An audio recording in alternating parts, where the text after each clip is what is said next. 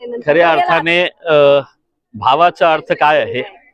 भावाचा अर्थ हे आहे की जेव्हा आपली बहिणीवर काही संकट आलं अ, तर तिच्या मदतीसाठी धावून जाणारा जो सर्वप्रथम असतं ते भाऊ असतं.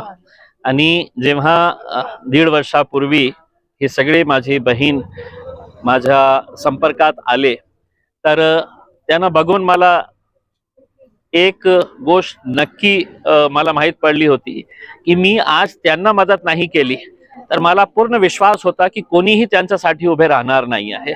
कारण मी सगळं सिस्टम बघितलेलं आहे, कशा प्रकारचं काम सुरू आहे.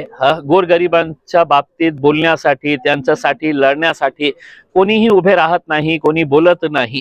तर त्याच दिवशी मी निर्णय घेतला होता. आता आमची एक बहिणीने सांगितले की मी खासदार साहेबांना मतदान केलं.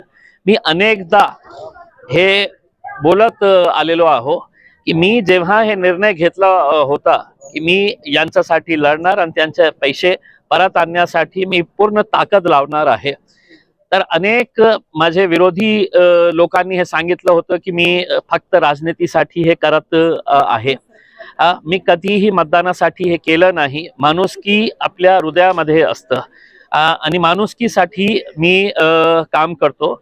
मी एक एक महिलांना, एक एक माझी बहिणीला जेव्हा भेटलो आणि त्यांची व्यथा मला कळली, तर मी निर्णय घेतला होता की कोणत्याही परिस्थिती असू द्या, मी त्यांच्या सोबत राहणार.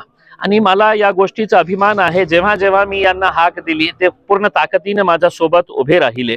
आणि त्याचा परिणाम काय झाला की लोकांना विश्वास बसत नाही होता. अनेक लोक मलाही सांगायचे की साहेब हे शक्यच नाही, कोणत्याही पतसंस्थेचे पैसे परत मिळालेले नाही आहे, आपण कशाला आपला टाइम वाया घालवतो.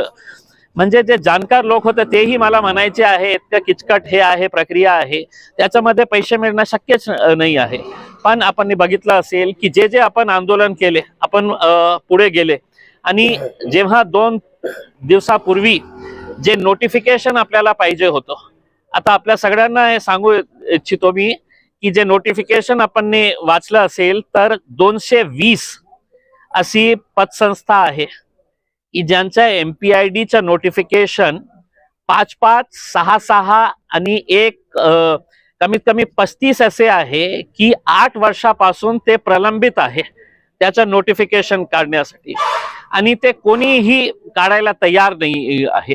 जेव्हा मुख्यमंत्री साहेब इथे आले होते लाडली बहीणच्या कार्यक्रमासाठी, मी पोलीस कमिशनरांना, सगळ्यांना, अब्दुल सत्तार साहेबांनी ते आयोजन केलं होतं आणि मी त्यांना सगळ्यांना सांगितलं होतं की तुम्ही 1 लाख लाडली बहीण जमा करा, किती जमा करायचं करा, पण माझी बहिणी सुद्धा तिथे बसलेली आहे आणि तुम्ही काही ठोस आश्वासन दिले नाही तर तुमचा कार्यक्रम वेगळा आणि माझा कार्यक्रम वेगळा. आणि नाईलाजाने मुख्यमंत्र्यांनी आश्वासन दिले आणि इतकं लवकर ते फाईल्स मूव्ह होऊ लागले की त्यांना माहित आहे की आपण कशा ना कशा या लोकांचे पैसे आपल्याला द्यायचे आहे, नाही तर ये माणूस आपल्याला सोडणार नाही करके.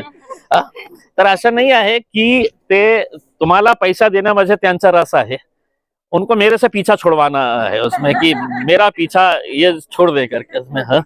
तर आता आपल्याला माहित आहे की जे नोटिफिकेशन आलेला आहे ते म्हणजे खूप खूप मोठा एक निर्णय झालेला आहे, खूप मोठा निर्णय झालेला आहे. म्हणजे आज महाराष्ट्रामध्ये मी प्रामाणिकपणे सांगतो, खूप जबाबदारीने सांगतो की आदर्श एकमेव अशी संस्था असणार आहे, पतसंस्था, की ज्याचे पैसे एक एक पैसा परत येतो सगळ्या महिलांना मिळणार आहे, सगळ्या ठेवीदारांना मिळणार आहे. म्हणजे 56 कोटी रुपयाचा प्रस्ताव आलेला आहे.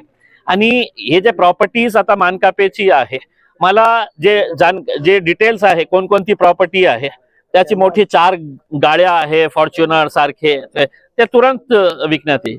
N6 मध्ये त्यांचे जे 2-4 प्लॉट्स जे आहे, मोठे मोठे प्लॉट्स आहे, त्याच्यासाठी लोक माझ्याकडे अप्रोच होत आहे की साहेब त्याचा लिलाव कधी आहे, आम्हाला घ्यायची आहे, कारण ते प्राइम प्रॉपर्टी आहे. आणि फुलंब्री म्हणजे असं वाटत आहे की सगळं फुलंब्री त्यांनी विकत घेतलेला होता, इतकी प्रॉपर्टी फुलंब्री मध्ये आहे. तर मी जेव्हापासून ते डिटेल्स माझ्याकडे आली होती, मी सगळ्या लोकांना आता सांगू लागलेले आहे की बाबा हे प्रॉपर्टी आहे, तुम्ही जाऊन बघा.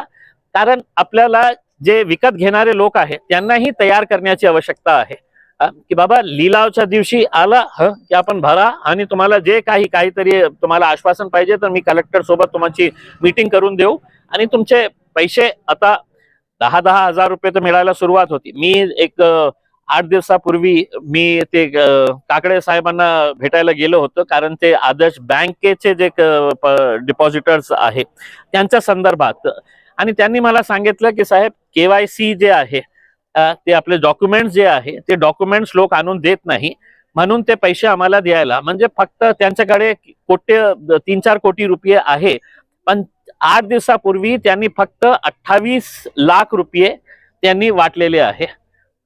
तर माझी आपल्याकडून हे विनंती आहे की कमीत कमी जे पैसे आपल्याला मिळायचे आहे ते लवकरात लवकर आपण काय डॉक्युमेंट्स तुम्हाला बँक अकाउंट किंवा तुमचं आधार कार्ड जे आहे ते दिल्यानंतर नाही कमीत कमी 10,000, आणि एकदा तुमचा रेकॉर्ड आला तर उद्या तर तुम्हाला माहित आहे की आता आपण निर्णय घेतलेला आहे की त्यांच्या खात्यात 1 कोटी रुपये आले तर त्याचं डिस्ट्रीब्युशन लवकर करायचे. असं नाही आहे की 6 महिने वाट बघायची आहे, ते FD मध्ये ठेवणार आहे आणि त्याच्यानंतर पैसे.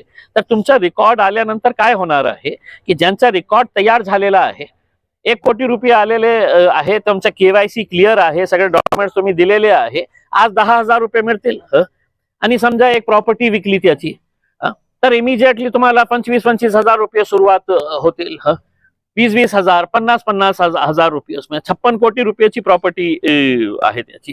तर मला असं वाटतं की हे जे तुम्ही राखी मला बांधलेले आहे तर सरकारने जे नोटिफिकेशन काढलेले आहे ते माझ्या वतीने तुमच्यासाठी एक गिफ्ट आहे, एक बक्षीस